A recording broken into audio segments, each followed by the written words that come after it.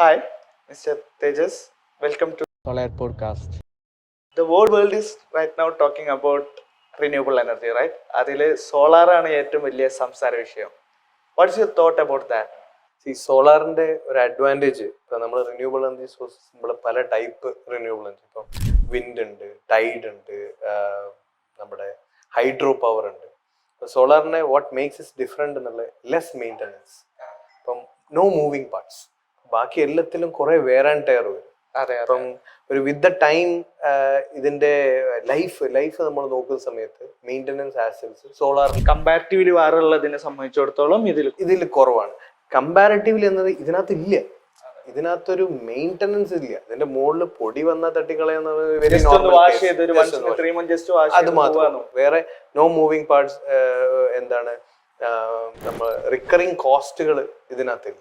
പ്രത്യേകിച്ച് ഇപ്പം വെള്ളം ഒഴിക്കണ്ട, ഓയിൽ ഇടണ്ട, ഗ്രീസ് അടിക്കണ്ട, അങ്ങനത്തെ. ഇപ്പം വിൻഡ് ആണെങ്കിൽ അത് ടർബൈൻ ആണ്, അല്ലെങ്കിൽ വിൻഡ് ടർബൈൻസിനകത്ത് അതിന്റെ മെക്കാനിക്കൽ പാർട്സിൽ service parts with the time അത് എന്തായാലും ഓട്ടം. പിന്നെ സോളാർ വളരെ സ്കെയിലബിൾ ആണ്. ലൈക്ക് നിങ്ങൾക്ക് ചെറിയൊരു കാൽക്കുലേറ്റർ തൊട്ടിട്ട് അത് ഭയങ്കര ഈസിയാണ് സ്കെയിലബിലിറ്റി. ഇതാണ് സോളാറിന്റെ മറ്റൊരു അഡ്വാൻറ്റേജ്. ഇപ്പം വിൻഡ് എന്ന് പറഞ്ഞാൽ നമ്മളെല്ലാരും കണ്ടിരിക്കുന്ന വലിയ വിൻഡിന്റെ കോസ്റ്റ് പറഞ്ഞാൽ വളരെ ഇൻവെസ്റ്റ്മെന്റ് എന്ന് പറയുന്നത് വളരെ വലുതായിരിക്കും. അതെ, കറക്റ്റ്.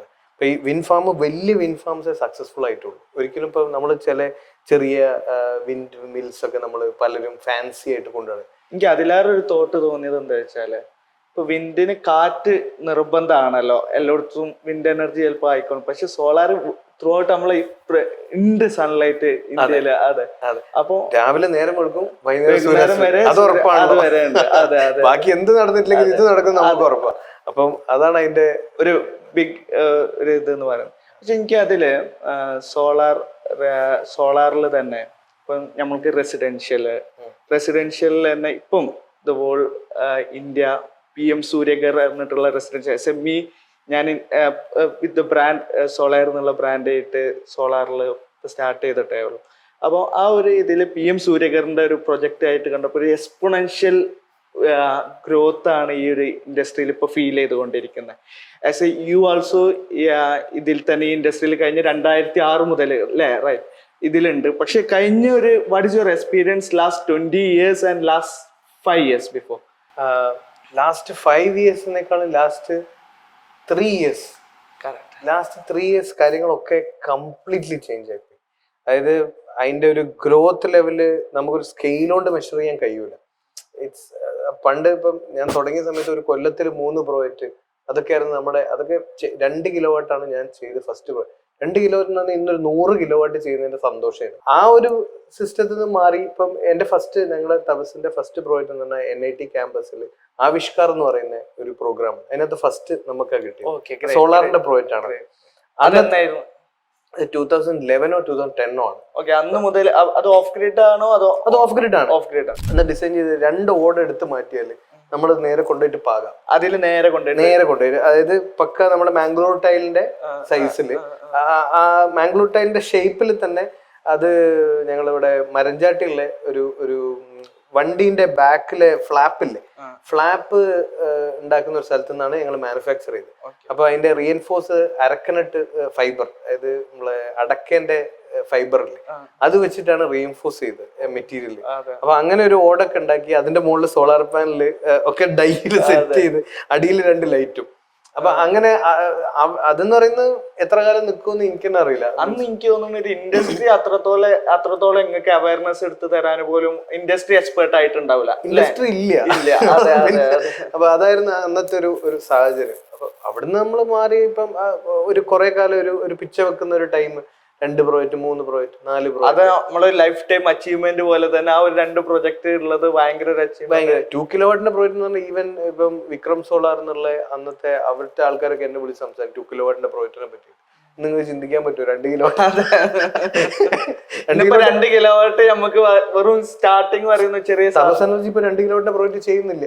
ഞങ്ങൾ 3 kilowatt സ്റ്റാർട്ട് അതൊരു സ്റ്റേജ് മാറിയ ഒരു മാറ്റമാണ്. ആ ഒരു ഇൻഡസ്ട്രി സത്യത്തിൽ നിങ്ങൾ പറഞ്ഞ പോലെ ഒരു 3 വർഷം അത് ഇപ്പോഴത്തെ ഗവൺമെന്റ് ഇപ്പൊ റിയലി ഫോക്കസ് ചെയ്യുന്നത് ആ ഒരു solar on grid type project, ഇപ്പൊ PM സൂര്യഗർ പ്രൊജക്ട് എന്ന് പറഞ്ഞ ഇപ്പൊ ത്രൂ ഔട്ട് ഈ ഒരു ഇൻഡസ്ട്രി ടോക്ക് ചെയ്യുന്നത് PM സൂര്യഗർ.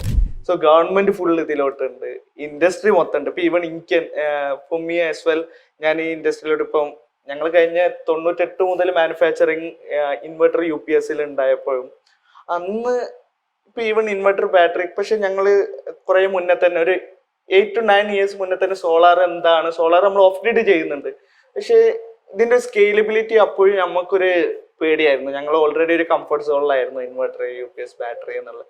പക്ഷെ റീസെന്റ് ലാസ്റ്റ് 3 years തന്നെ ഇതിന്റെ ഒരു ഗ്രോത്ത് വല്ലാണ്ട് വന്നപ്പം വി ആൾസോ നമ്മൾ plan why we can come in the role for Kerala. അപ്പോ അതിലോട്ട് കേരളത്തിൽ ഇങ്ങനത്തെ ഒരു ബ്രാൻഡ് ഡെവലപ്പ് ചെയ്യുക, ഈ ഒരു കമ്മ്യൂണിറ്റി ഡെവലപ്പ് ചെയ്യുക, ഈ റിന്യൂവബിൾ എനർജി മൊത്തത്തിൽ ഡെവലപ്പ് ചെയ്യുക.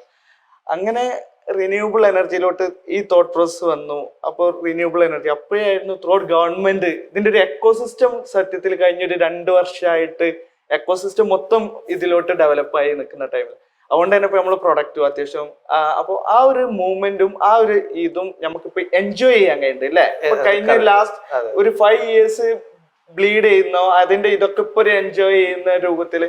അപ്പൊ ഇതിന്റെ ഒരു അടുത്തൊരു ഗ്രോത്തും എനിക്ക് തോന്നുന്നത് അടുത്തൊരു ഫ്യൂച്ചർ തന്നെ ഈ ഒരു ഇൻഡസ്ട്രിക്ക് തന്നെ ആയിരിക്കും. സോളാറിൽ നല്ലൊരു ഭാവി തന്നെ ഉണ്ടല്ലോ. അപ്പൊ വരാൻ പോകുന്ന ആൾക്കാർക്ക് ഇനി ഇതില് കുറെ പഠിക്കുന്ന സ്റ്റുഡൻസ് ഉണ്ട്, അതേപോലെ വരുന്ന ഇതിലോട്ട് ഓൺടർപ്രണർ ആവുന്നു. You are one of the successful entrepreneur in this field, right? So ആ ഒരു ഇതിലോട്ട് നിങ്ങൾക്ക് എന്താണ് പറഞ്ഞു കൊടുക്കാനുള്ളത്?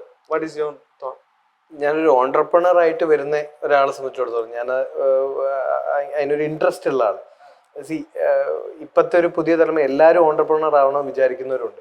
പക്ഷെ അതിന്റെ പെയിൻ എടുക്കാൻ താല്പര്യമുള്ള ആളാണ് ഓൺടർപ്രണർ ആവാൻ പറ്റും. Everybody things it's A very simple job. ഒക്കെ അവിടെ ഇരുന്ന് കാൽമക്കാലി കയറ്റിച്ച് മറ്റോട് അത് ചെയ്യുന്നു പറയും. ബട്ട് നമ്മൾ അതിനകത്ത് എഫേർട്ട് ഇടാതെ യുവർ ഓൺടർപ്രണർ സ്കിൽസിൽ നിങ്ങളത് റിയലി എഫേർട്ട് ഇട്ട് വേർപ്പ് ഒഴുക്കാണ്ട് ഒരു സ്ഥാപനം കൊണ്ട് നടക്കുക എന്ന് പറയുന്നത് ലൈക്ക് നമ്മൾ സോളാറിൽ മാത്രമല്ല any industry. So he should be ready to sacrifice some of his time. Entrepreneurship എന്ന് പറഞ്ഞാൽ അവനത് സാക്രിഫൈസ് ചെയ്യാൻ റെഡി ആയവർക്ക് 24/7 എംപ്ലോയി. അതാണ് ബേസിക്കലി ഓൺടർപ്രണർ. അപ്പം സോളാറിൽ വരുന്ന ഒരാളോട്, എനിക്ക് സോളാർ എന്റർപ്രണർ ആവാൻ താല്പര്യമുള്ള ഒരാളോട് എനിക്ക് മെയിനായിട്ട് പറയേണ്ടത്, നിങ്ങള് സോളാർ എല്ലാവർക്കും ഫിറ്റ് ചെയ്യാം. Anybody can install. ഇതെല്ലാം ഇപ്പം യൂട്യൂബ് ഉണ്ട്, ചാനലുകളുണ്ട്, മറ്റു സാധനങ്ങളുണ്ട്. ഇത് നോക്കിയാൽ വയറ് കുത്തി ഏറ്റവും പോസിറ്റീവ് കുത്തി ഏത് കുട്ടിക്കും ബാറ്ററി കണക്ട് ചെയ്യുന്നതിന് സോളാറിന് കറണ്ട് ഉണ്ടാവും. പക്ഷേ ഒരു സിസ്റ്റം എഫിഷ്യന്റ് ആയിട്ട് റൺ ചെയ്യണമെങ്കിൽ, വെച്ച സോളാറിന് മാക്സിമം പവർ കിട്ടണമെങ്കിൽ, അല്ലെങ്കിൽ ഇൻസ്റ്റാൾ ചെയ്ത സിസ്റ്റം ലോങ് ടേം നിൽക്കണമെങ്കിൽ there should be some proper engineer. അപ്പം entrepreneurs should be ready to invest in engineering, invest in engineers. അതായത് നിങ്ങളുടെ കൂടെ വർക്ക് ചെയ്യുന്ന ആൾക്കാർ, നിങ്ങൾ ഒരു വർക്ക് ഫോഴ്സ് വേണം. അല്ല ഒറ്റക്ക് നിന്നിട്ട് തന്നെ അവിടുന്ന് മറ്റേ ആളെ വിളിച്ച് സോളാർ ചെയ്ത് അങ്ങനത്തെ ഒരു ഇത് വന്നു കഴിയുമ്പോൾ നമ്മളൊരു 25 കൊല്ലത്തെ കമ്മിറ്റ്മെന്റ് ആ കൊടുക്കുക കസ്റ്റമേഴ്സ്. അപ്പൊ എൻ്റെ ഒരു ഇതെന്ന് പറയുന്നത് കസ്റ്റമറും അവരും കുറച്ചും കൂടെ എഡ്യൂക്കേറ്റഡ് ആവണം. ഐ മീൻ അവരിത് ചോദിച്ചറിയാൻ അവർക്ക് നിങ്ങൾ ചെറിയൊരു എമൗണ്ട് അല്ല, 1000 രൂപ 500 രൂപന്റെ സാധനം എല്ലാം നിങ്ങൾ വാങ്ങും. യു ആർ ബൈയിങ് ഒരു ഇൻവെസ്റ്റ്മെന്റ്, ഒരു വീട് വെക്കുന്ന പോലെ തന്നെ ഇൻവെസ്റ്റ്മെന്റ്. മിനിമം കോസ്റ്റ് ഒരു 2 ലക്ഷം റുപ്യെങ്കിലും ഇല്ലാതെ ഒരു പ്രോപ്പർ സോളാർ സിസ്റ്റം ചെയ്തു പോകാൻ ഒരു ബുദ്ധിമുട്ടാണ്. അപ്പൊ ആ ഒരു ലംസം ആണ് നിങ്ങൾ ഇൻവെസ്റ്റ് ചെയ്യുന്നത്. ആരെടുത്തു നിന്നാണ് വാങ്ങുന്നത്? അയാൾക്ക് സർവീസ് ചെയ്യാൻ പറ്റും. ഞാൻ തപസ് എനർജിനെ മാത്രമല്ല ഞാൻ പറയുന്നത്, like anybody in the EPC field who is ready to as an entrepreneurship for in this industry, even for as a me as a brand, ഇതുകൊണ്ട് ഇതിന്റെ പ്രൊഡക്റ്റിന് ബാധിക്കാം. ഈ ഒരു ഇതിന്റെ സ്ട്രക്ചർ എഞ്ചിനീയറിംഗ് കാരണം ഇതിന്റെ പ്രൊഡക്റ്റ്, എന്നിട്ട് പ്രൊഡക്റ്റിന് കാരണം അത് പ്രൊഡക്റ്റിന് മോശമാവാം, ഇൻഡസ്ട്രീന് മോശമാവാം. ഇത്രയും സ്കോപ്പ് ഉള്ള, ഇത്രയും ഫ്യൂച്ചർ അടുത്തൊരു ഗ്രോത്ത് ഉള്ള, അതും പ്രോമിസിങ് ഗ്രോത്ത് ഉള്ള ഈ ഒരു ഇൻഡസ്ട്രീനെ അതിനൊരു താഴ്ത്തി കെട്ടാന്, അല്ലെങ്കിൽ ഇതിനെ ആ ഒരു രീതിയിലോട്ട് ഇതിനെ അൺഓർഗനൈസ്ഡ് ഇതിന് പ്രോപ്പർ അവയർനെസ് ഇല്ലെങ്കിൽ നിങ്ങൾ പറഞ്ഞ പോലെ തന്നെ റിനാസ് പറഞ്ഞ വളരെ കറക്റ്റ് ആണ്. ചെറിയ ചില 1-2 മിസ്റ്റേക്ക്, കാരണം ഇത് ബഡിങ് ഇൻഡസ്ട്രിയാണ്. ബഡിങ് അല്ല, ഇത് ഓൾറെഡി നന്നായിട്ട് ബ്ലോസം ആണ് ഇപ്പോൾ ഉള്ളത്. പക്ഷെ ഈ ടൈമില് ഒരു 1-2 കേസുകൾ വന്ന് അത് ഇൻസ്റ്റാളറിന്റെ ഫെയിലിയർ കൊണ്ട് വാറണ്ടി ക്ലെയിം ഡിസ്ക്ലെയിം ആയി. അപ്പൊ ജനറലി ആൾക്കാർ എന്താ ചോദിക്കുക, ഇതിന് വാറണ്ടി ഒന്നും കിട്ടില്ല, ഇവര് വെറുതെ പറയുന്ന വാറണ്ടിയാണ്. ബട്ട് റിയാലിറ്റി അതല്ല. There should be some mistake on somebody's play ഒരു ഭാഗത്ത്. അതുകൊണ്ട് ഇൻഡസ്ട്രിക്ക് നെഗറ്റീവ് വരാൻ പാടില്ല. ലൈക്ക് ആ ഒരു ഗ്രോത്ത് ഇത് കേറി അങ്ങ് തുടങ്ങിയിട്ടുള്ളൂ, ഇനി കത്താൻ കുറെ കിടക്കുന്നുണ്ട്. ഇപ്പൊ ഇന്നലെ ഞാൻ ജസ്റ്റ് ഡിസ്കഷൻ ഇതിന്റെ ഒരു ടേക്ക് ഓഫ് ടൈമിലാണുള്ളത്. അതെ, ഇത് ആദ്യം ഇതിന് കുറെ ഒരുങ്ങി ഈ ഒരു ഇൻഡസ്ട്രി ടേക്ക് ഓഫ് ചെയ്തോണ്ടിരിക്കുക. അപ്പൊ ഇനി ആ ടേക്ക് ഓഫ് ചെയ്യുമ്പോ ഇതിനുള്ള എന്തെങ്കിലും ഒരു മിസ്റ്റേക്ക് കൊണ്ട് ചിലപ്പോ ഇതിലോട്ട് ഇതിന്റെ നാളെ ഇതിന് ബാധിക്കാനോ കാര്യങ്ങളോ മൊത്തത്തില്. അപ്പം ഇപ്പൊ മെയിൻലി സോളാർ കൊമേഴ്ഷ്യൽ ഇതിലുണ്ടാവുമ്പോഴും പക്ഷെ റെസിഡൻഷ്യലിന്റെ ബൂമാണ് സത്യത്തിൽ ഇപ്പൊ നടന്നുകൊണ്ടിരിക്കുന്നത്. ആ റെസിഡൻഷ്യലി ഇപ്പൊ പറഞ്ഞ പോലെ തന്നെ കസ്റ്റമേഴ്സ് പ്രോപ്പർ ആയിട്ട് അവയർനെസ് ആവണം. റെസ്പോൺസിബിൾ ഇൻസ്റ്റാളർ കൂടെ റെസ്പോൺസിബിൾ കസ്റ്റമർ ആയിരിക്കണം. അത് വളരെ ഇമ്പോർട്ടന്റ് ഫാക്ടറാണ്. അവർക്ക് ഇപ്പം പക്ഷെ 5 years before nothing was there, right? ഇപ്പൊ റീസെന്റ് കസ്റ്റമേഴ്സ് അറ്റ്ലീസ്റ്റ് യൂട്യൂബിൽ നോക്കിയിട്ട് പക്ഷെ കസ്റ്റമേഴ്സ് പുതിയ അപ്ഡേറ്റ്സിനായിട്ട് ഭയങ്കര കോൺഷ്യസ് ആണ്. പക്ഷെ ആ ഒരു അപ്ഡേറ്റ്സ് റിയലി നമുക്ക് ഫേവറബിൾ ആണോ അല്ലെങ്കിൽ ഇപ്പോഴത്തെ റിയാലിറ്റിക്ക് നമുക്ക് ഉള്ളത് ഇപ്പൊ ഇവിടെ തന്നെ ഉണ്ടോ അത് മതിയോ, അല്ലാതെ അൺവാണ്ടഡ് പുതിയ ഓവർ കോൺഷ്യസ് ആയിട്ട് പുതിയ ടെക്നോളജി വേണം അതിലേറെ റിയാലിറ്റിനെ കുറിച്ച് പഠിച്ചിട്ട് റിയാലിറ്റിനെ ഫേസ് ചെയ്തുകൊണ്ട് ഇതിലോട്ട് ഇൻവെസ്റ്റ് ചെയ്യണം എന്നുള്ളത് അതിന്റെ ഒരു കാഴ്ചപ്പാട്. കറക്റ്റ് അല്ലേ? അപ്പൊ കാരണം ആ ഒരു ഇതിന്റെ പ്രോപ്പർ എന്ത് രീതിയിലാണ് അതിന്റെ എഞ്ചിനീയറിംഗിൽ എവിടെ ഇതാക്കുന്നത്, അതിന് പ്രോപ്പർ ഇൻസ്റ്റാളേഴ്സിന് അതിനനുസരിച്ചിട്ട് നേരത്തെ പറഞ്ഞ പോലെ തന്നെ ഇതിന് പ്രോപ്പർ ആൾക്കാർ എഞ്ചിനീയേഴ്സ് ഉണ്ടോ, അതിന് ഓർഗനൈസ്ഡ് ആണോ. അപ്പൊ ആ ഒരു ഓർഗനൈസിങ് ഒരു എക്കോ സിസ്റ്റം ഇവിടെ ടോട്ടാലിറ്റി ഡെവലപ്പ് ചെയ്യുമ്പോഴാണ് ഈ സത്യത്തിൽ ഒരു ഇൻഡസ്ട്രി സ്കെയിലപ്പ് ചെയ്യാൻ പറ്റുക. എനിക്ക് തോന്നി PM സൂര്യഗർ പ്രോജക്ട് അതിൽ വൺ ഓഫ് ദ ബെസ്റ്റ് പ്രോഗ്രാമാണ് ആ പ്രോഗ്രാം അല്ലേ. ഈ സൂര്യഗർ എന്ന് പറയുന്നത് സോളാറിന്റെ ഒരു ജ്വല്ലാണ് അതിനകത്ത്. കാരണം നമ്മൾ ഇത്രയും കാലം ടാർഗറ്റ് ചെയ്തിരുന്ന ഒരു കസ്റ്റമർ സെഗ്മെന്റ് മാറി. പണ്ട് സോളാർ എന്ന് പറയുന്നത് ഒരു എഫ്ലുവൻ്റ് ആയിട്ടുള്ള ഒരു വലിയ പൈസക്കാരന്റെ വീട്ടിൽ മാത്രം ഉണ്ടായിരുന്ന ഒരു സാധനം. അത് മാറി ഒരു നോർമൽ ആൾക്കാർക്ക് ഇത് സാധാരണക്കാരന് ഇന്ന് സോളാർ വേണം. കാരണം ഈ ചൂടിന് എല്ലാവരും AC വെക്കാതെ നിർത്തില്ല. അപ്പൊ PM സൂര്യഗർ എന്ന് പറഞ്ഞാൽ കറക്റ്റ് സമയത്ത് വന്ന് വീണ ജ്വല്ലാണ്. അതെ.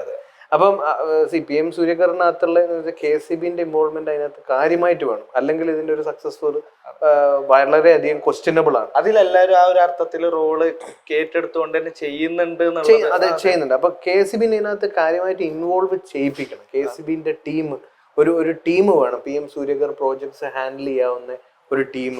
അത് ഇപ്പൊ സൗരക്ക് ഉണ്ടായിരുന്നല്ലോ. സൗരക്ക് ഉണ്ടായ പോലെ ഒരു ടീം ഇതിനകത്ത് വന്നാലേ ഈ പ്രോജക്ട് സക്സസ് ആവുള്ളൂ. Otherwise it's very difficult.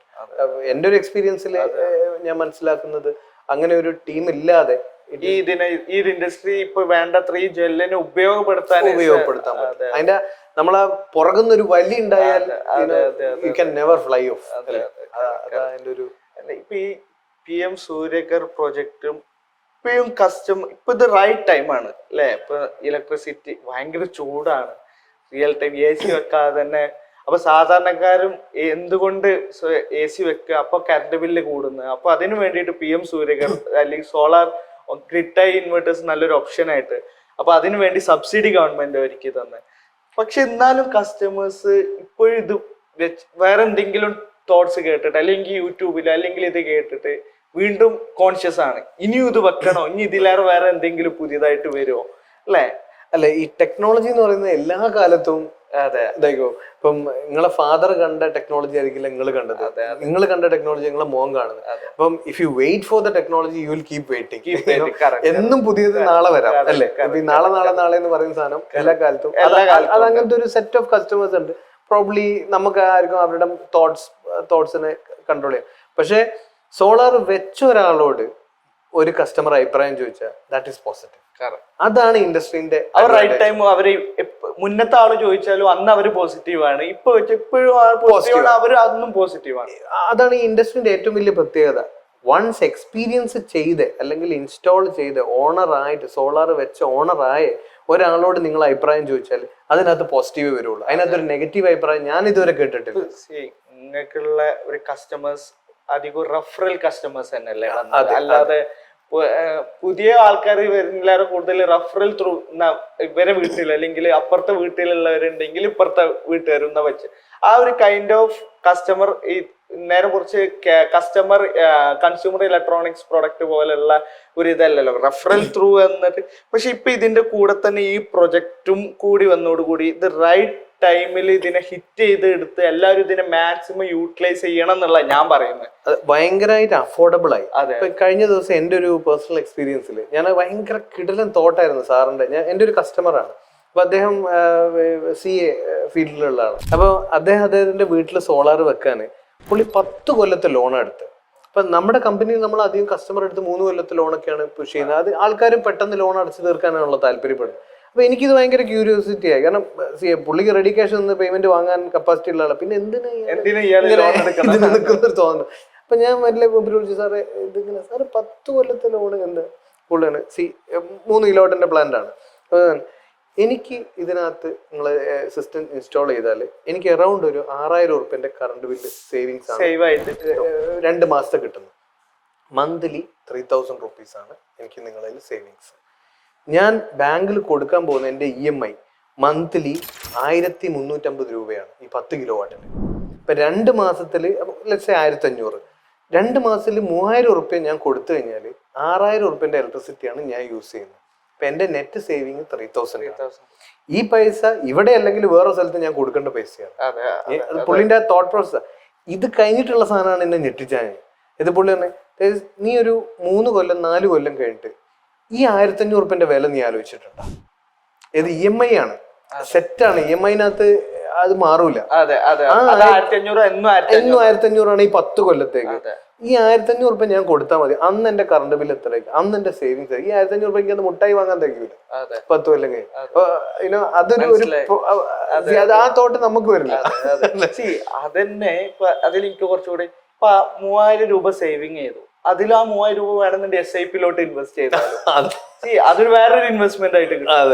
അപ്പൊ ഇതൊക്കെ ഒരു വേറൊരു രീതിയിൽ ഇതിനെ ആലോചിച്ചെടുക്കുന്ന കുറച്ചുകൂടി ഫിനാൻഷ്യലി കുറച്ചുകൂടി തോട്ട് പ്രോസസ് ഉള്ള ആൾക്കാർ ഇതിന് പല അർത്ഥത്തിലും ഇതിനെ ROI പെട്ടെന്നാക്കാനും പറ്റും. അങ്ങനെ ചിന്തിക്കുന്ന ആൾക്കാരുണ്ട് കേട്ടോ. ഇവര് പറഞ്ഞ ഇത് അത്ര ഫിനാൻഷ്യലി വയബിൾ അല്ല, ഞാൻ ഈ പൈസ മുഴുവൻ കൊണ്ട് ബാങ്കിൽ ഇട്ടാൽ എനിക്ക് ആ പൈസനെ കൊണ്ട് ബാങ്ക് ഇത് അടച്ചു. പക്ഷെ അവരതിന്റെ ഒരു കറക്റ്റ് സാധനം ചിന്തിക്കാത്തോണ്ടും കറക്റ്റ് ഡയറക്ഷൻ കിട്ടാത്തോണ്ടും വരങ്ങനെ. ഇതിനകത്ത് വീടുകളിൽ ഏറ്റവും വലിയ അഡ്വാൻറ്റേജ് എന്ന് പറയുന്നത്, ഇപ്പൊ നമ്മൾ നമ്മുടെ ക്ലയന്റിന്റെ അടുത്ത് സംസാരിക്കും. ഇപ്പൊ ഞാൻ എൻ്റെ ഒരു പേഴ്സണലി ഒരു പ്രസിഡന്റ് ക്ലയന്റിനോടാണ് ഞാൻ സംസാരിക്കുന്നെങ്കിൽ ഞാൻ പറയും, സാറിന് ഫിനാൻഷ്യൽ ബെനിഫിറ്റും ROIയും കുറെ കാര്യങ്ങളൊക്കെ ആ ഭാഗത്തുണ്ട്. അതൊക്കെ ആ സൈഡിൽ വെച്ച് വീട്ടിൽ വന്നിട്ട് ആ സ്വിച്ച് ഇടുമ്പോ ഏതൊരു കസ്റ്റമറോട് ചെയ്ത ആളെ എക്സ്പീരിയൻസിലൊക്കെ പറയുന്നത് അവർക്ക് ആ ഒരു ഫ്രീഡം ഉണ്ടല്ലോ, ആ ഒരു ഫ്രീഡം കിട്ടി എന്നുള്ളതാണ് ഭയങ്കര. വീട്ടിൽ എന്തിനാ AC വെക്കുന്നത്? പണിയൊക്കെ കഴിഞ്ഞ് വന്ന് കിടന്നുറങ്ങുമ്പോൾ ഒരു സ്വസ്ഥത കിട്ടാനായിട്ട് കംഫർട്ടിന്. ആ കംഫർട്ടിന് നിങ്ങൾ സോളാർ ഇൻവെസ്റ്റ് ചെയ്തോളൂ. ആ സ്വിച്ച് ഇടുന്നതിന് ആ ഒരു പേടിക്ക് അതിനാണ്. പിന്നെ അതുമല്ല, നാളെ ഒരു ഫ്യൂച്ചറായിട്ട് അടുത്തൊരു സസ്റ്റൈനബിൾ ഡെവലപ്മെന്റ് കൂടി end of the day renewable energy എന്ന് പറയുന്ന അടുത്തൊരു തലമുറയ്ക്ക് കൊടുക്കാൻ പറ്റുന്ന ഒരു സാധനം. ഇപ്പം പറയുന്ന ഫോസിൽ ഫ്യൂൽസിന്റെ കാർബൺ എമിഷൻ ആ ആസ്പെക്ട് ഒക്കെ എൻഡ് ഓഫ് ദ ഡേ ആ ഒരു ടോട്ടാലിറ്റി തന്നെ ഡെവലപ്പ് ആവുന്ന ഒരു ഇതാണ്. ഇപ്പൊ ROI കിട്ടുന്നതും ഫ്രീഡം കിട്ടുന്നതും പിന്നെ എൻഡ് ഓഫ് ദ ഡേ ഈ ഒരു കമ്മ്യൂണിറ്റി ഡെവലപ്പ് ചെയ്യുന്നതും ഇതിന്റെ ഒരു അവയർനെസ്സും സത്യത്തിൽ അടുത്തൊരു ജനറേഷന് കൊടുക്കാൻ പറ്റുന്ന ഒരു വലിയൊരു ഇതാണ് നമ്മൾ ഗിഫ്റ്റ് ആണ് ഇപ്പൊ നമ്മൾ ചെയ്യുന്നത്. അല്ലെങ്കിൽ നമ്മൾ ചെയ്യുന്നത് ഇപ്പൊ നമ്മൾ വീണ്ടും അതുകൊണ്ട് തന്നെയാണ് ഇപ്പൊ നമ്മൾ എന്തായാലും ചെയ്യണം എന്നുള്ളതും എന്തുകൊണ്ട് ഇപ്പം സോളാറിലോട്ട് മുന്നോട്ട് വരണം എന്നുള്ളതും റൈറ്റ് ടൈം ആണെന്നുള്ളത് പറയുന്നത് എൻ്റെ ഒരു വലിയൊരു തോട്ട്. അപ്പോൾ അതിന് വേണ്ടിയിട്ടുള്ള ഒരു കമ്മ്യൂണിറ്റി മൊത്തത്തിൽ ഡെവലപ്പ് ചെയ്യണം. അതിനുള്ള പുതിയ സ്റ്റുഡൻസ് ഇതിനെ കുറിച്ച് പഠിക്കണം, കസ്റ്റമേഴ്സ് ഫാമിലീസ് ഇതിനെ കുറിച്ച് പഠിക്കണം, എന്താണ് സോളാർ പഠിക്കണം, ഇത് ചെയ്യാനുള്ള ഓൺട്രപ്രണേഴ്സ് വരണം. ഇപ്പം PM സൂര്യഘർ പ്രൊജക്ട് അല്ലെങ്കിൽ ഈ പ്രൊജക്ട് കേരളത്തിൽ ഏകദേശം 1 കോടി വീടുകൾ ഉണ്ട്. ഇതിന് ഇപ്പം എംപാനൽഡ് ആയിട്ടുള്ള ആൾക്കാർ വളരെ ഇപ്പോഴും വേണ്ടത്ര, അതിലും ഓർഗനൈസ്ഡ് ആയിട്ടുള്ള ആൾക്കാർ വളരെ കുറച്ച് തന്നെ ആൾക്കാരുള്ളൂ. പുതിയ ആൾക്കാർ ഈ ഫീൽഡിൽ വരണം. ഒരാൾ ഒച്ച ഉണ്ടാക്കുന്നതും 1000 ഒച്ച ഉണ്ടാക്കുന്നതും തമ്മിൽ വ്യത്യാസമുണ്ട്. അപ്പം കോമ്പറ്റീഷൻ ഉണ്ടെങ്കിലേ നമുക്ക് കച്ചവടം കിട്ടുള്ളൂ, വോളിയം കിട്ടുള്ളൂ. ഐ മീൻ ഇൻഡസ്ട്രി ഗ്രോ ചെയ്യുള്ളൂ. ഇൻഡസ്ട്രി. പക്ഷെ അതിനകത്ത് ഞാൻ നേരത്തെ പറഞ്ഞ പോലെ ഈ വരുന്ന കോമ്പറ്റീഷൻ കോമ്പറ്റന്റ് ആയിരിക്കണം. അവര് ടെക്നിക്കലി കോമ്പറ്റന്റ് ആയ ഇല്ലാത്തവര് വന്നാല് അത് മാർക്കറ്റിനെ അതിന് ശരിക്ക് പ്രോപ്പർ ആയിട്ട് നന്നായിട്ട് പഠിക്കാനും അത് പഠിച്ചിട്ട് ഇതിലോട്ട് വരണം എന്നുള്ള, പഠിച്ചു വന്ന ഈ ഒരു ഇൻഡസ്ട്രി ശരിക്കും പ്രോമിസിങ് ആണ് എന്നുള്ളതിൽ ഒരു സംശയമില്ല. നാളെ എന്തായാലും ഇതിലോട്ട് ധൈര്യമായിട്ട് കാല് വെച്ചിട്ട് ഇതിലോട്ട് ധൈര്യമായിട്ട്. കറക്റ്റ് എക്സാമ്പിൾ ആണ്. ഞാൻ പഠിച്ചു വന്നത് ഞാൻ പറയില്ല, എന്നാൽ കൂടി എന്റെ ഫാമിലി ബാക്ക്ഗ്രൗണ്ടിൽ ബിസിനസ് ഇല്ല. എന്റെ അച്ഛനും അമ്മയും ഗവൺമെന്റ് ജോലിക്കാരാണ്. അപ്പൊ ഞാൻ അതിന്റെ എല്ലാ ചെറിയ ചെറിയ ഘട്ടങ്ങളും കടന്നിട്ടാണ് വന്നിരിക്കുന്നത്. അപ്പം ഫോർച്ചുനേറ്റ്ലി ഇപ്പൊ നല്ലൊരു ടീം ഉണ്ട് നമുക്ക്. അപ്പൊ ഇറ്റ്സ് എ ഗുഡ്, ഞാൻ തന്നെ ഒരു ഗുഡ് എക്സാമ്പിൾ ആണ്. Anybody can come join in this industry എന്നുള്ളത്. അപ്പൊ ഈ ഒരു ഇൻഡസ്ട്രി അതേപോലെ തന്നെ കസ്റ്റമറിലോട്ട് ഇപ്പൊ നമ്മൾ പറഞ്ഞ പോലെ തന്നെ കസ്റ്റമർക്ക് ഇത് റൈറ്റ് ടൈം ആണെന്ന് പറഞ്ഞു. അപ്പൊ കസ്റ്റമർ ഇപ്പൊ നിങ്ങൾ കുറെ ഇൻസ്റ്റാളേഷനും ഇതൊക്കെ ചെയ്യുന്നുണ്ടല്ലോ അല്ലെ. അപ്പൊ കസ്റ്റമേഴ്സ് എവിടെയൊക്കെയാണ് നിങ്ങൾ കൺഫ്യൂസ്ഡ് ആവുന്നതും കസ്റ്റമേഴ്സ് കൺഫ്യൂസ്ഡ് ആവുന്ന ചില പാർട്ടുകൾ തോട്ട് പ്രോസസ് ചിന്തിച്ചിട്ടുണ്ടോ? ഇപ്പൊ കറന്റ്ലി ഉള്ള ഒരു PM സൂര്യഗർ ഇംപ്ലിമെന്റേഷനിൽ ചില പ്രോസസ്സുകളിലൊക്കെ അത് ഇനി ഒരു പുതിയ പ്രോഗ്രാം വന്നാലും ഉണ്ടാവാവുന്ന ചെറിയ ചില കൺഫ്യൂഷൻസ്. അതായത് ഏത് പ്രോസസ്സിലാണ് പോകേണ്ടത്, ആദ്യം ആര്, ഇപ്പൊ കോഴിയാണോ കോഴിമുട്ടയാണോ എന്നുള്ള ഒരു ഇതില്ലേ. അതുപോലെ തന്നെ ആദ്യം സൂര്യഗറിൽ വേണോ, ആദ്യം KCBയിൽ കൊടുക്കണോ, ഇവിടെ ഹാർഡ്, അങ്ങനെ ഇതിന്റെ കറക്റ്റ് റൂട്ട് എവിടെയാണ് പോകേണ്ടതെന്നുള്ള ഒരു കമ്മ്യൂണിക്കേഷൻ ലാക്ക് ചെയ്യുന്നുണ്ട്. അത് ഇപ്പത്തെ ഒരു മേ ബി ഒരു ചെറിയൊരു സമയത്തേക്ക്. അതെ. കസ്റ്റമർ വ്യൂല് ഞാൻ സംസാരിക്കുമ്പോൾ എനിക്ക് തോന്നിയ ഒരു കൺഫ്യൂഷൻ, ഫീസിബിലിറ്റി കിട്ടാതെ പോകുന്ന ഒരു വിഷയം ഉണ്ടോ? ട്രാൻസ്ഫോമർ ഫില്ലാവോ? ഈ ഒരു ഇൻഡസ്ട്രി അങ്ങനെ സോളാറിലോട്ട് കോൺക്രീറ്റ് ചെയ്ത ആ ഒരു അർത്ഥത്തിൽ ഇതിന്റെ ഒരു വിഷയം വരുമോ എന്നുള്ളതൊക്കെ കിടക്കുന്ന കുറെ പ്രശ്നങ്ങളുണ്ടല്ലോ. ഈ സാച്ചുറേഷൻ, ഇത് സോളാറിന്റെ നമ്മുടെ ഗ്രിഡിന്റെ സാച്ചുറേഷൻ എത്തിപ്പോകുന്ന എല്ലാവരും വളരെയധികം ചിന്തിച്ച് ടെൻഷൻ ആവുന്ന ഒരു കാര്യം. എനിക്ക് അതിനകത്ത് പേഴ്സണലി ഒരു ടെൻഷനില്ല. കാരണം നമ്മൾ സോളാർ എന്തുകൊണ്ടാണ് വെക്കുന്നത്? നിങ്ങൾ കൂടുതൽ ലോഡ് ഉപയോഗിക്കുന്നതിനെ കൊണ്ടാണ്, കൂടുതൽ സാധനങ്ങൾ വീട്ടിൽ ഫിറ്റ് ചെയ്യുന്നതിനെ കൊണ്ടാണ്. അപ്പൊ നിങ്ങളുടെ വീട്ടിലെ ലോഡ് KCB എല്ലാവരെയും ലോഡ് റെഗുലറൈസ് ചെയ്താൽ ഡെഫിനറ്റ്ലി ട്രാൻസ്ഫോമറിന്റെ വലിപ്പം കൂട്ടേണ്ടി വരും. ബട്ട് ട്രാൻസ്ഫോമറിന്റെ വലിപ്പം കൂട്ടിക്കഴിഞ്ഞാൽ നമുക്ക് വിസിബിലിറ്റി ഉണ്ട്. അപ്പം ഇപ്പൊ റീസെന്റ് KCB വളരെ കാര്യമായിട്ട് ഈ റെഗുലറൈസേഷൻ, ലോഡ് റെഗുലറൈസേഷന് വേണ്ടി നോക്കുന്നുണ്ട്, അല്ലെങ്കിൽ അതിനുള്ള ശ്രമങ്ങൾ നടത്തുന്നുണ്ട്. EV ഇൻഡസ്ട്രി ഡെവലപ്പ് ചെയ്യുന്ന എല്ലായിടത്തിലും. അപ്പൊ ഇത് പലരും ഇപ്പോഴും 100 വാട്ട്സിന്റെ വീട്ടിലെ കണ്ടന്റ് ലോഡ് ഉള്ളവര്. അപ്പം അത് വളരെ നോമിനൽ ആയിട്ട് ഇത് എത്രയാണോ നിങ്ങളെ കണ്ടന്റ് ലോഡ്, കാരണം നിങ്ങൾക്ക് വേറെ ഒന്നും നഷ്ടപ്പെടാനില്ല, നിങ്ങളുടെ ഒരു ചാർജും കൂടാനില്ല. ജസ്റ്റ് നിങ്ങൾക്ക് ഇത്ര കണ്ടന്റ് ലോഡ് ഉണ്ടെന്ന് KCB ഇൻഫോം ചെയ്യണം. അത്ര സിമ്പിൾ പ്രോസസ്സാണ്. അത് ആൾക്കാർ ചെയ്യണം. അല്ലെങ്കിൽ അതിനുള്ള ഒരു ഡ്രൈവ് KCB ശ്രമിക്കുന്നുണ്ട്, എല്ലാ സോളാറുകാരും ശ്രമിക്കണം. ഒരു ഡ്രൈവ് വേണം. അതിനൊരു ഡ്രൈവ്. ഇതിന് ഗവൺമെന്റിന് വേണ്ട സപ്പോർട്ട് കസ്റ്റമേഴ്സ് കൊടുക്കണം, ഇത് ചെയ്യുന്ന ഇന്റഗ്രേറ്റേഴ്സ് കൊടുക്കണം. എന്നാലാണ് ഗവൺമെന്റിനും അതേപോലെ തന്നെ തിരിച്ച് ഇപ്പൊ ഈവൻ KCBക്ക് ചെയ്യണമെന്നുണ്ടെങ്കിൽ ആദ്യം KCBക്ക് അങ്ങനെ അവിടുത്തെ എത്ര കണക്റ്റഡിലോട് നമ്മൾ കൊടുത്താൽ, ആ ഒരു ഇൻപുട്ട് കൊടുത്താലാണല്ലോ അവർക്ക് അതിൽ. നമ്മുടെ നാട്ടിലെ ഒരു ജനറൽ ഇതാണ്, എപ്പോഴും ഗവൺമെന്റ് ഓർഗനൈസേഷൻ കുറ്റം പറയാം, ഒരു ശരിയല്ല, ഒരങ്ങനെ. അവർക്കും ലിമിറ്റേഷൻ ഉണ്ട്, അവരും മനുഷ്യന്മാരാണ്, അവരും ഉദ്യോഗസ്ഥരാണ്, അവർക്കും ചെയ്യേണ്ടത്. അപ്പൊ അങ്ങനത്തെ കാര്യങ്ങളിൽ നമ്മൾ ചെയ്യേണ്ട ചില കാര്യങ്ങൾ എല്ലാം കറക്റ്റാന്ന് ഞാൻ പറയുന്നില്ല. പക്ഷെ we also have to give our inputs അതിനകത്ത് കൊടുക്കണം. ചില ബേസിക് കാര്യങ്ങളിൽ മടിക്കാതെ ചെയ്തേക്കണം. ഇപ്പോ കേരളത്തിലെ ക്ലൈമറ്റ് ചേഞ്ച് ഭയങ്കരമായിട്ട് അബ്നോർമൽ ആണ് സത്യത്തിൽ. ചൂടാകുമ്പോൾ ഭയങ്കര ചൂട്, മഴ പെയ്യുമ്പോൾ ഭയങ്കരമായി. ഈവൻ കേരളത്തിൽ മാത്രമല്ല, ദുബായിൽ ഇപ്പൊ നമ്മൾ റീസെന്റ് ഭയങ്കര മഴ പെയ്തു, ഫ്ലഡിലോട്ട് എത്തി. ആ ഒരു ഇതിലോട്ട് എങ്ങനെയായിരിക്കും ഈ ഗ്ലോബൽ വാർമിംഗ് എന്നൊക്കെ ഉള്ളത് യഥാർത്ഥ സത്യതയായിട്ടുള്ള ഒരു കാര്യമാണ്. പല ഡിബേറ്റ്സുകളും അത് ഉണ്ട് ഇല്ല എന്നൊക്കെ പറഞ്ഞാലും നമ്മൾ സാധാരണക്കാരന് വളരെ വ്യക്തമായിട്ട് എക്സ്പീരിയൻസ് ചെയ്യാൻ പറ്റുന്ന സാധനമാണ്. അതിന്റെ ഒരു ഭാഗമായിരിക്കും ഇപ്പൊ നടക്കുന്ന 100%. അപ്പം ഈ ഒരു ക്ലൈമറ്റ് ചേഞ്ചിനകത്ത് അതിന്റെ ഡെഫിനറ്റ്ലി നമ്മുടെ എന്താണ് ഫോസിൽ ഫ്യൂവൽസിന്റെ യൂസേജ് അതിനകത്ത് പ്രധാന കാരണമാണ്. അല്ലെങ്കിൽ പ്ലാസ്റ്റിക്, നമ്മുടെ മാലിന്യങ്ങൾ, അതാണ് ബേസിക്കലി ഈ പറയുന്ന ഗ്ലോബൽ വാർമിങ്ങിന്റെ കോസ് ഓഫ് ഗ്ലോബൽ വാർമിംഗ്. അത് ഫോസിൽ ഫ്യൂവൽ ഒരു വളരെ വലിയതാണ്. അതേപോലെ പ്ലാസ്റ്റിക് മാലിന്യങ്ങൾ, അല്ലെ യു നെയിം ഇറ്റ്, എനിത്തിങ്, നിങ്ങളുടെ മാലിന്യങ്ങളാണ് ഇതിന്റെ എല്ലാം ബിയോണ്ട് സസ്റ്റൈനബിൾ ഡെവലപ്മെന്റ്. അതെ. അപ്പൊ ഇതിനകത്തേക്ക് വരാനുള്ള ചില മാൻകൈൻഡിന്റെ നോക്കിയാൽ മാൻകൈൻഡിന്റെ ഒരു energy, source of energy with the time change ആവുന്നതാണ്. അൾട്ടിമേറ്റ് ഫ്യൂവൽ എന്ന് പറഞ്ഞാല് എനർജി തരുന്ന സോഴ്സ് വിത്ത് സീറോ എമിഷൻ, അതാണ് അൾട്ടിമേറ്റ് ഫ്യൂവൽ. അതിനകത്ത് ഒരു എമിഷനും പാടില്ല, but you should get energy. ഇതാണ് ഒരു അൾട്ടിമേറ്റ്. അപ്പം മനുഷ്യൻ ആ ഒരു അൾട്ടിമേറ്റ് ഫ്യൂവലിലെ സെർച്ചിലാണ്. നിങ്ങൾ പഴയ മനുഷ്യന്മാരെ നോക്കിയാൽ പണ്ട് കാട് കത്തിച്ചിട്ടാണ് ഇത് തുടങ്ങിയത്. നമ്മൾ എവല്യൂഷൻ സ്റ്റൈലിൽ നോക്കിയാൽ, എവല്യൂഷൻ അല്ല ഒരു ഗ്രോത്ത്, പണ്ടത്തെ പഴയ എനർജി സോഴ്സ് വിറകായിരുന്നു. അപ്പം മരം കത്തിക്കുന്നു, അതിനകത്ത് ഇഷ്ടംപോലെ പുക പോകുന്നു, അതിനകത്ത് നിന്ന് ചൂട് തീ കത്തിച്ച് വെള്ളം ചൂടാക്കുന്ന എനർജി ആവുന്നു. സെക്കൻഡ്ലി നമ്മൾ കുറച്ചും കൂടെ ബെറ്റർ ആയി കൽക്കരിയിലേക്ക് വന്നു. കൽക്കരി was far better energy content ഉള്ള, കുറച്ചും കൂടെ എമിഷൻ കുറഞ്ഞതിലേക്ക് വന്നു. അത് കഴിഞ്ഞ് ഫോസിൽ ഫ്യൂവൽ വന്നു. ഇപ്പൊ ഈ ഫോസിൽ ഫ്യൂവലിൽ ഞാൻ പണ്ട് ഹൈഡ്രോജനിക്സിൽ വർക്ക് ചെയ്യുന്നത്, അതായത് ഹൈഡ്രജൻ പെം ഫ്യൂവൽസ് എല്ലാം അങ്ങനെയുള്ള, അതായത് അൾട്ടിമേറ്റ് എനർജി അല്ലെങ്കിൽ അൾട്ടിമേറ്റ് എനർജി സോഴ്സ് എന്ന് പറയുന്നത്. അപ്പൊ അന്ന് നമ്മുടെ പ്രസന്റേഷനിൽ ഒരു പ്രധാന ഭാഗം വെച്ചാൽ, എനിക്ക് കൃത്യം ഇയർ ഓർമ്മയില്ല, 1880 അങ്ങാണ്ടാണ് ഫസ്റ്റ് പെട്രോളിന്റെ യൂസേജ് വന്നു തുടങ്ങിയത്. അന്ന് US ഒരു ന്യൂസ് പേപ്പറിൽ വളരെ ഒരു ന്യൂസായിട്ട് വന്നു വെച്ചാൽ, ഈ അന്നത്തെ കുതിരവണ്ടികൾ മുഴുവൻ മോട്ടോർ വാഹനങ്ങളായി കഴിഞ്ഞാൽ ഈ മോട്ടോർ വാഹനത്തിൽ പെട്രോൾ ഉണ്ട്. പെട്രോൾ ഭയങ്കര ഇൻഫ്ലേമബിൾ ആയിട്ടുള്ള ഒരു ലിക്വിഡാണ്. ഇത് ഭയങ്കരമായ കാറ്റസ്ട്രോഫിക് എഫക്റ്റ് ഇവിടെ വരും, ഫുള്ള് തീപിടിക്കുന്നുള്ള. ഇന്ന് നിങ്ങൾ ചിന്തിക്കുന്നുണ്ടോ അതിനകത്ത് എന്തെങ്കിലും ഒരു പ്രശ്നം ഉണ്ട്? So they moved on. Any ഫ്യൂവലിനെ ഫ്യൂവലായിട്ട് റെസ്പെക്ട് ചെയ്യണം. ദെൻ അതിനെ നിങ്ങൾ ഡെവലപ്പ് ചെയ്ത്, അപ്പം ഞാൻ പറഞ്ഞു വന്നത്, അപ്പം നമ്മുടെ ഫോസിൽ ഫ്യൂവലിന് നമ്മൾ ഇനി നെക്സ്റ്റ് മൂവ് എന്ന് പറയുന്നത് റിന്യൂവബിൾ എന്ന് പറയുന്നത്. എന്താ റിന്യൂവബിളിന്റെ ഒരു പ്രോബ്ലം, എപ്പോഴും ഒരു ഹാൻഡ് വേണം, ഒരാളെ കൈ പിടിച്ചേ നടക്കാൻ പറ്റും. വിൻഡിനാണെങ്കിൽ വിൻഡ് ഇല്ലാത്തപ്പോ ഇതില്ല, വിൻഡ് ഉള്ളപ്പോഴോ, സോളാറിന് സോളാർ ഉള്ളപ്പോഴോ സൺലൈറ്റ് വേണം. അപ്പോൾ ഒരു മേജർ സോഴ്സിന്റെ സപ്പോർട്ട് വേണം. either ബാറ്ററി ആയിരിക്കാം, ഗ്രിഡ് ആയിരിക്കാം, ജനറേറ്റർ ആയിരിക്കാം, എനിത്തിങ്.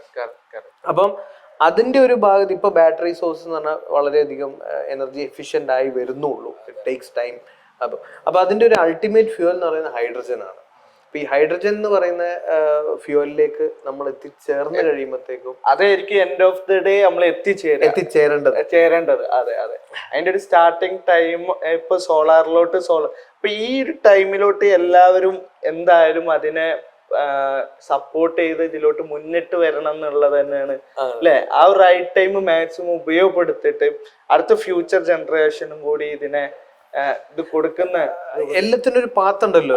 ഇപ്പം റിനാസിന് തന്നെ ഇപ്പൊ ഫീൽഡിലേക്ക് ഇപ്പൊ ആൾക്കാർ സ്റ്റോറേജിനെ പറ്റി സംസാരിക്കാൻ തുടങ്ങി. ഈ സ്റ്റോറേജ് എന്ന് പറയുന്ന സാധനം ഒരു 10 കൊല്ലത്തേക്ക് ഇനി വന്നു കഴിഞ്ഞാല് അത് കഴിയുമ്പോൾ ബെറ്റർ സ്റ്റോറേജ്, അപ്പോഴാണ് അവിടെ ഹൈഡ്രജൻ വരുന്നത്. ദെൻ അതൊരു ഐഡിയൽ സിനാരിയോ ആയി. എല്ലാ വീടുകളും ഡീസെൻട്രലൈസ്ഡ് ഗ്രിഡ്, അതായത് KCB ഇല്ല, എല്ലാവരും own production, self sufficient. End of the day aim അതാണ്. Self sustained communities. ഇപ്പൊ അതിനൊക്കെ സക്സസ്ഫുൾ മോഡൽസ് ഉണ്ട്. ഇപ്പം കാനഡ അങ്ങനത്തെ ഇത് നമ്മളൊക്കെ വളരെ ഭാഗ്യവാന്മാരാ, എല്ലാ കാലത്തും എല്ലാ രീതിയിലും ജീവിക്കാൻ പറ്റുന്ന. ഇപ്പൊ കാനഡയിലുള്ള ചില ഏരിയസിലൊക്കെ നമ്മൾ നോക്കിയാൽ കുറച്ച് കാലത്തേക്ക് അവർ completely cut down from the other world ആണ്. കാരണം ആ മഞ്ഞ് വന്നു കഴിഞ്ഞാൽ പിന്നെ ഇവർക്ക് പുറത്തേക്ക് വരാൻ കഴിയില്ല. They will be all stored എല്ലാ സാധനം. ആ സമയത്ത് ഇവര് റൺ ചെയ്യുന്നത് ഈ സോളാറും ഓൺ സിസ്റ്റത്തില്.